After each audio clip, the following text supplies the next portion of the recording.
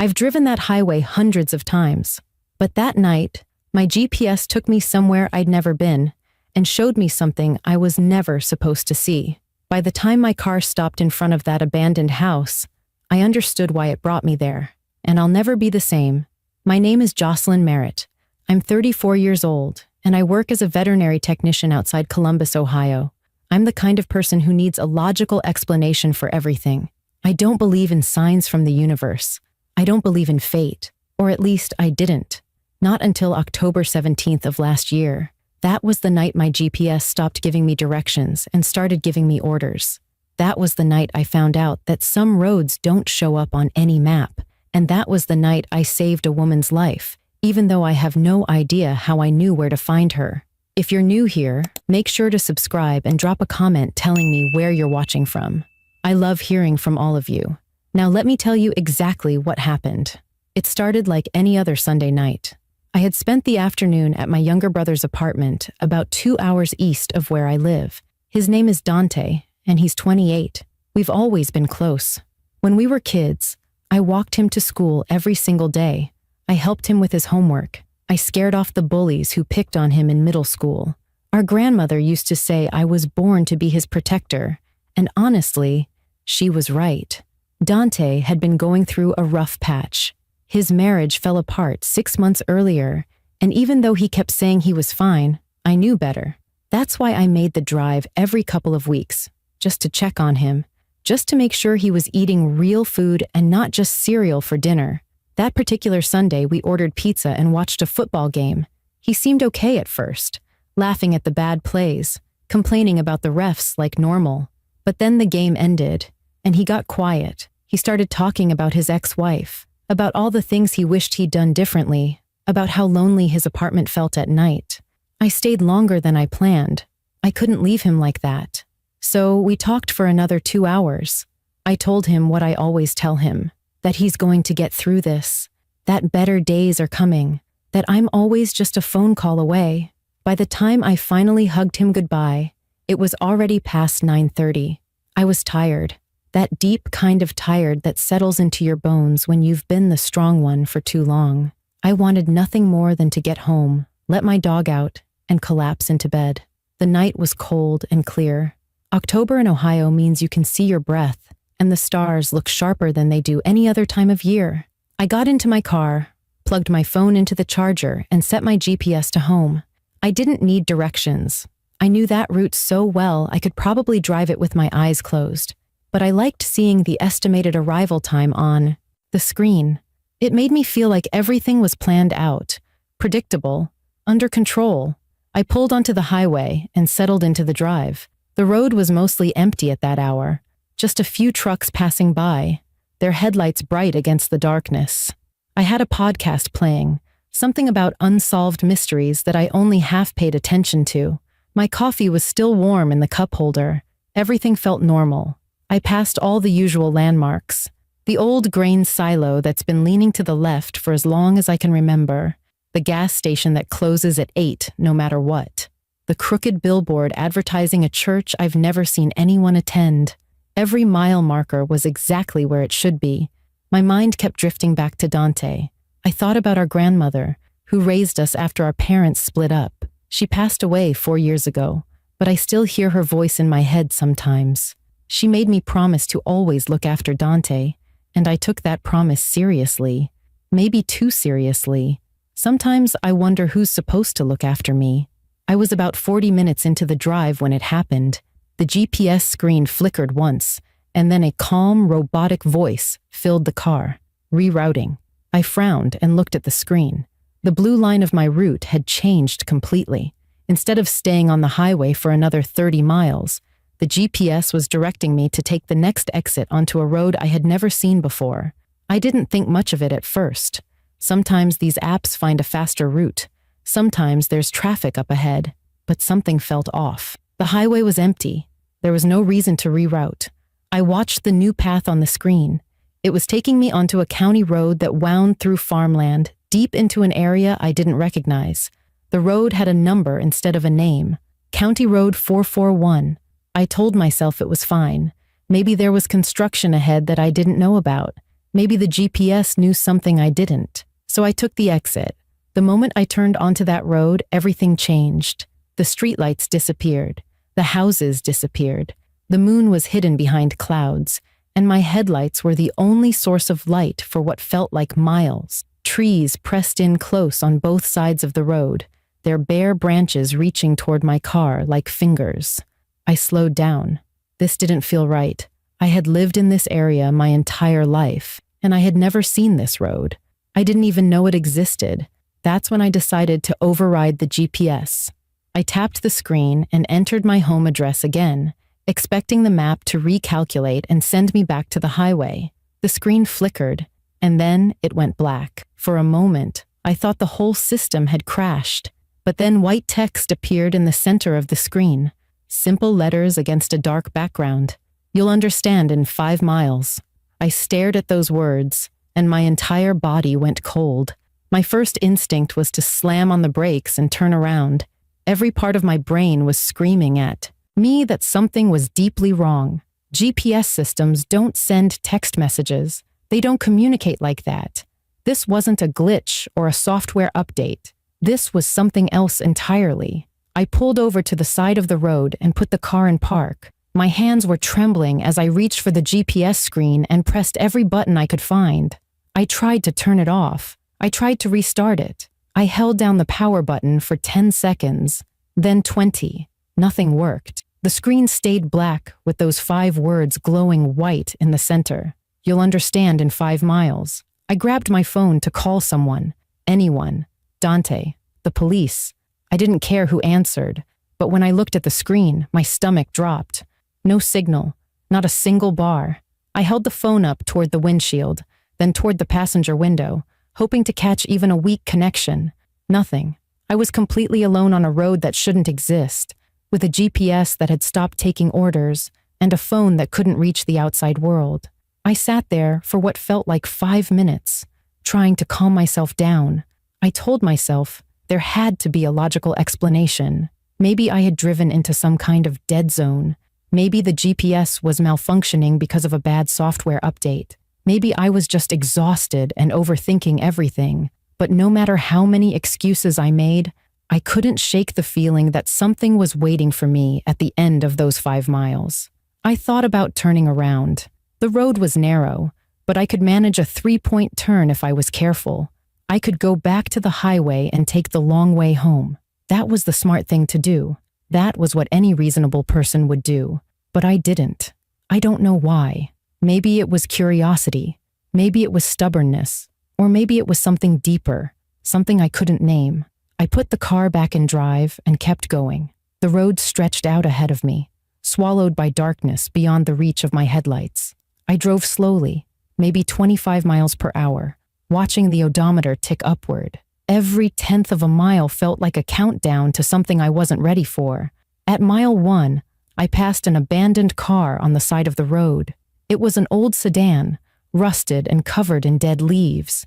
The windows were smashed in, and the driver's side door was hanging open like someone had left in a hurry. I didn't stop to look closer. I didn't want to know what had happened there. At mile 2, I saw a mailbox standing at the edge of the road. It was painted white, but the paint was peeling and the wooden post was rotting at the base. I looked past it, expecting to see a driveway or a house, but there was nothing. Just trees and darkness. A mailbox with no home to belong to. At mile 3, my headlights caught something in the ditch on the right side of the road. I slowed down and squinted through the windshield. It was a child's bicycle, pink with white streamers on the handlebars. It was lying on its side in the dead grass, the front wheel bent at an unnatural angle. I felt a chill run through my entire body. I pressed the gas a little harder. At mile 4, the trees began to thin out, and I could see open fields on both sides of the road. The clouds shifted, and for a moment, the moon broke through. Its pale light illuminated the landscape, and I realized I was driving through what used to be farmland. The fields were overgrown now, choked with weeds and wild grass. In the distance, I could see the silhouettes of old barns and silos, their shapes black against the dark blue sky. And then I saw the house. It appeared at the end of the road like it had been waiting for me. a two-story farmhouse with a wraparound porch and broken windows. The paint had peeled away years ago, leaving bare gray wood exposed to the elements. The front door was hanging open, swaying slightly in the wind. There were no lights inside, no signs of life, just a dark, empty building that looked like it hadn't been lived in for decades. My car began to slow down on its own. I hadn't touched the brake, but the speedometer was dropping. 20 miles per hour, 15, 10, 5. The engine didn't die. It was like something was gently easing off the gas pedal for me, guiding me to a stop right at the edge of the gravel driveway. I looked at the GPS screen. The message had changed. 2 new words now glowed against the black background. She's inside. I sat in my car staring at those 2 words until my eyes started to burn. She's inside. What did that mean? Who was inside? And how did my GPS know anything about it? None of this made sense. I was a veterinary technician from Ohio. I spent my days taking care of sick animals and my nights watching cooking shows with my dog. I wasn't the kind of person who ended up in situations like this. This was the kind of thing that happened in horror movies, not in real life. My hands were gripping the steering wheel so tightly that my knuckles had turned white. I forced myself to let go and take a deep breath. I looked at the house again, hoping it would seem less terrifying the second time. It didn't. The broken windows looked like empty eye sockets staring back at me. The open front door felt like an invitation I didn't want to accept. Every instinct I had was telling me to put the car in reverse and get out of there as fast as possible. But then I thought about those words again. She's inside. Not something. Not someone. She? A woman. A person who might be in trouble. A person who might need help. I thought about what my grandmother would say if she were sitting next to me. She was a woman of deep faith, and she believed that everything happened for a reason. She believed that God put people in certain places at certain times because they were meant to be there. I had never been sure if I believed that too, but sitting in that car, staring at that house, I started to wonder if maybe she was right. I thought about Dante. I thought about all the times I had shown up for him when he needed someone. I thought about the promise I made to our grandmother before she died. I told her I would always protect the people who needed protecting. I told her I would never turn my back on someone who was suffering. Was this a test of that promise? I reached over to the glove compartment and pulled out the flashlight I kept there for emergencies. The batteries were fresh. I had replaced them a few weeks ago after using it to look for my dog's toy under the couch. Then I got out of the car and walked around to the trunk. I opened it and grabbed the tire iron that sat next to the spare. It was heavy in my hand, solid and reassuring. If something was waiting for me in that house, at least I wouldn't be completely defenseless. The gravel crunched under my feet as I walked toward the porch. The sound was impossibly loud in the silence of that night. There were no crickets chirping, no wind rustling through the trees, no cars passing in the distance, just my footsteps and the pounding of my own heart. I climbed the porch steps slowly, testing each one before putting my full weight on it. The wood was soft and rotting in places, and I didn't want to fall through. The front door was still swaying gently, creaking on its rusted hinges. I pushed it open with the end of my flashlight and stepped inside. The smell hit me immediately. It was damp and musty, like a basement that hadn't been aired out in years. But there was something else underneath it, something chemical, something wrong. I covered my nose with my sleeve and kept moving. The inside of the house was exactly what I expected. Peeling wallpaper, broken furniture, trash scattered across the floor. It looked like no one had lived here in a very long time. I swept my flashlight across the room, looking for any sign of movement. There was nothing, just dust and shadows. I called out into the darkness. "Hello? Is anyone here?" My voice echoed through the empty rooms and faded into silence. I waited. Nothing. I called out again, louder this time. "If someone is here, I want to help you. I'm not going to hurt you." And then I heard it. A sound so faint I almost missed it. A whimper, soft and weak, coming from somewhere deeper in the house. It was the sound of someone in pain, someone who had given up hope of being found. I followed the sound down a narrow hallway, stepping over broken glass and fallen plaster. The whimpering grew louder as I approached a door at the end of the hall. It was a plain wooden door, painted white, but now chipped and dirty, and it had a padlock on the outside. Someone had locked this door from the outside. Someone had trapped a person in there and left them alone in this abandoned house. I didn't hesitate. I raised the tire iron and brought it down on the padlock as hard as I could. The metal clanged but didn't break. I hit it again and again. My arms were burning and my shoulders ached, but I didn't stop. On the fifth swing, the padlock finally snapped and fell to the floor. I pulled the door open and shined my flashlight down a narrow staircase leading into the basement. The whimpering had stopped. Everything was silent. I gripped the tire iron tighter and started walking down the stairs, not knowing what I was about to find, but knowing I couldn't turn back now. The stairs creaked with every step I took. The air grew colder as I descended, and the smell became stronger. It was a mix of mold, sweat, and something metallic that I didn't want to think about. My flashlight cut through the darkness, revealing concrete walls stained with moisture and a dirt floor covered in debris. This basement hadn't been used for storage or laundry.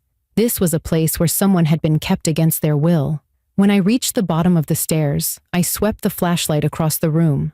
There were old wooden shelves against one wall, empty except for a few rusted cans. A broken chair sat in the corner, its legs snapped off, and then the beam of light landed on something that made my heart stop. A woman was huddled in the far corner of the basement. She was young, maybe early 20s, with dark hair that was matted and tangled.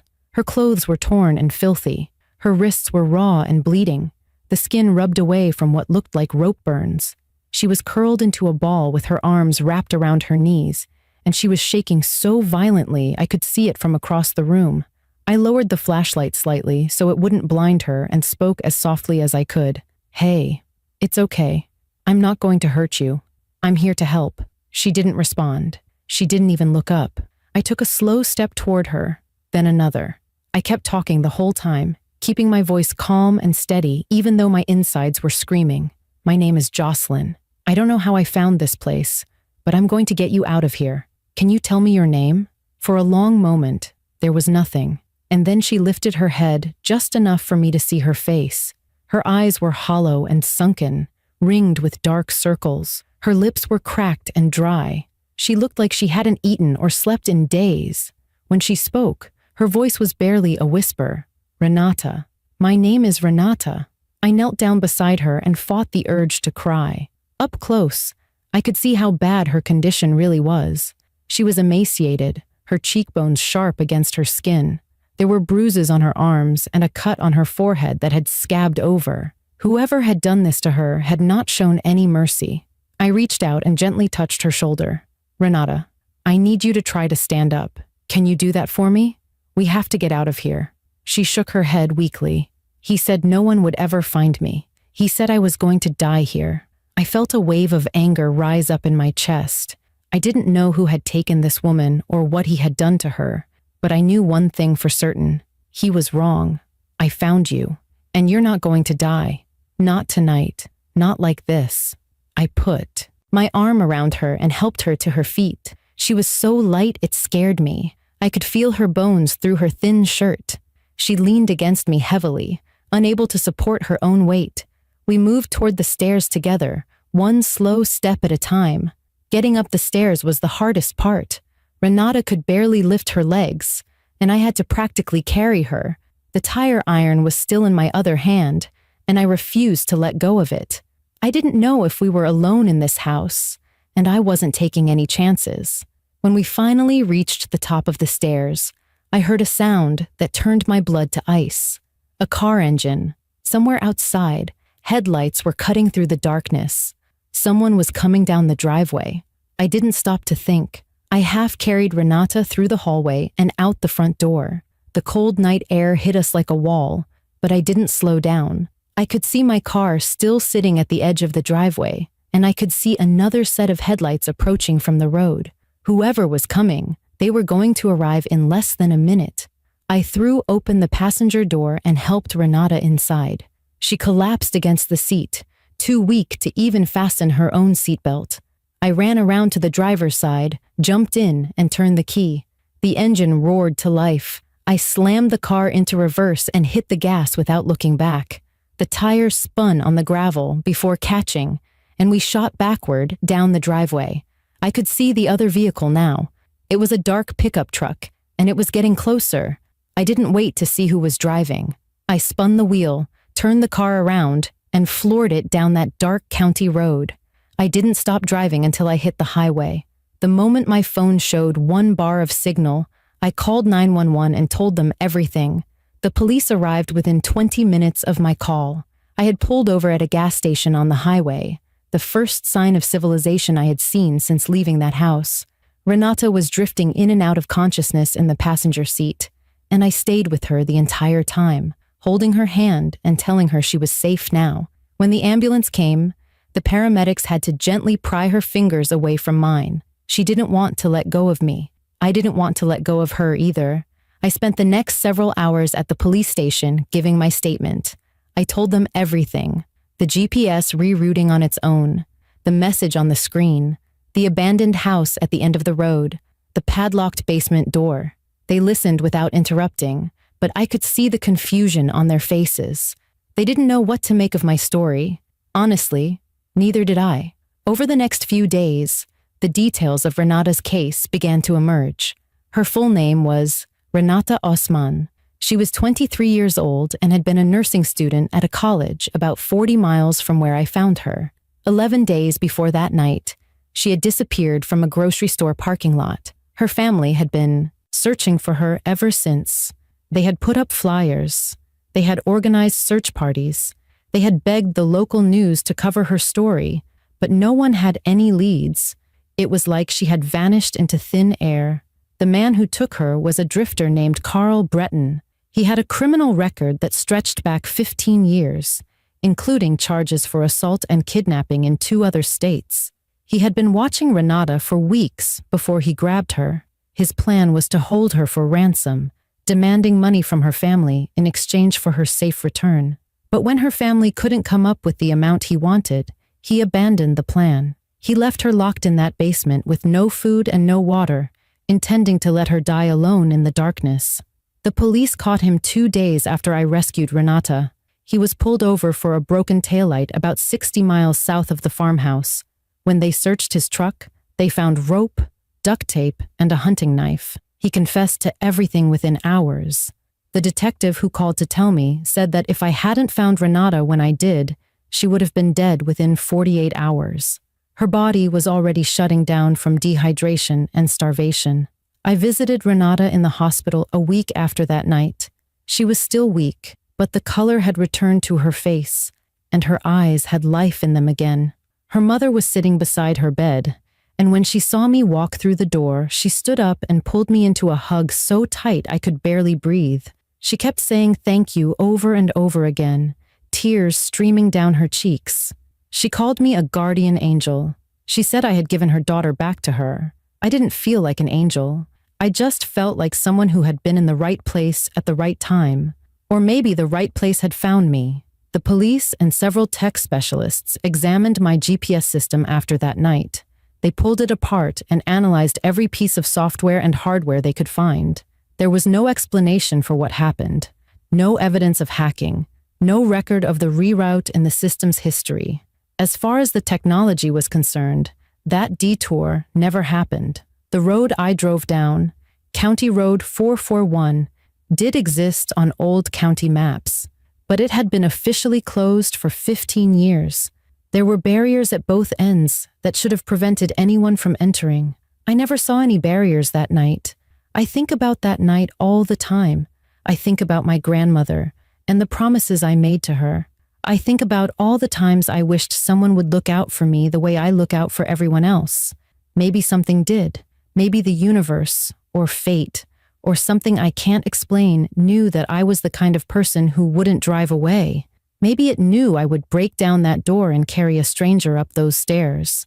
I still don't know why my GPS chose me that night. I don't know how it knew Renata was there, or why it decided I was the one who needed to find her. But I do know this.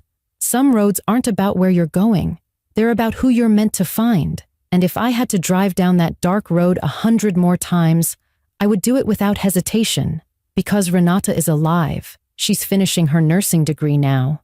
She's going to spend her life helping people, saving people, the same way I saved her. The GPS in my car has worked perfectly ever since that night. It takes me exactly where I ask it to go. No detours, no strange messages, no unexplained reroutes. But sometimes, late at night, when I'm driving alone on an empty highway, I catch myself glancing at the screen. Part of me is afraid of what I might see, but another part of me, a bigger part, is waiting to see if it has somewhere else I need to be, someone else I need to find. If this story moved you, make sure to subscribe to my channel and leave a comment telling me what you would have done if your GPS sent you down that dark road. I read every single comment, and I love hearing your thoughts.